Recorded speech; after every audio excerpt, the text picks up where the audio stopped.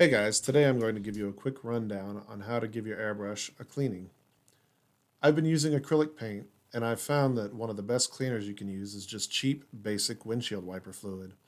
I would love to sell you an $8 bottle of airbrush cleaner, but honestly, save your money and buy more paint instead. If you've been using enamel paints, you'll want to use enamel thinner such as odorless mineral spirits.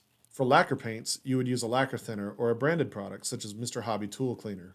The first thing I'm doing here is just running the fluid through the airbrush to get the excess paint out of the gun.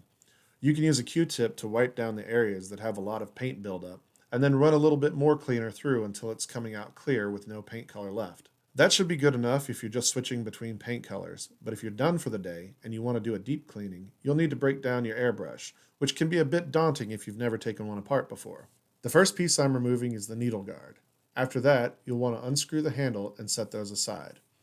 Now you can see your needle clamp and your nozzle. Unscrewing the nozzle cap will also release the nozzle inside. These are typically made of brass and can crack or deform very easily, so be gentle when you're cleaning it out, as you can easily damage your airbrush.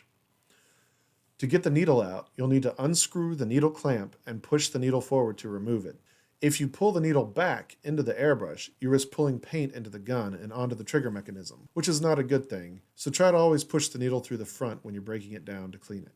The cup on this Harder and Steenbeck airbrush is removable, which is a really nice feature that not all airbrushes have. You can take apart the mechanism that holds the needle, which allows us to remove the trigger, and finally we can unscrew the air valve. You shouldn't need to clean these parts of the airbrush unless you've had a pretty significant paint spill, but if you do, just give them a quick rinse in simple green. Your air valve shouldn't have any paint on it, but every now and then it doesn't hurt to hit it with just a tiny bit of air tool oil using a Q-tip. For cleaning the nozzle, this is a really useful tool that is flat on one side and needle-shaped on the other. Be very gentle when you're using it to avoid deforming the brass, and just twist it inside to scrape out any buildup inside the nozzle. You can let these parts of your airbrush soak in Windex for a while, overnight if you forget about it, or just a few minutes in simple green. Do not let your airbrush soak overnight in simple green. You'll want to make sure your needle is totally clean before you start putting the airbrush back together. At this point, you can use a magnifying glass to inspect for cracks, burrs, or any kind of a slight bend you might have accidentally given your needle in handling it. To fix bends or burrs, take a piece of fine grit sandpaper and gently twist your needle on it until it straightens back out. Cracks? Well, you'll have to buy a new needle at that point. After screwing in the air valve, make sure you insert the trigger before the rest of the needle mechanism goes in.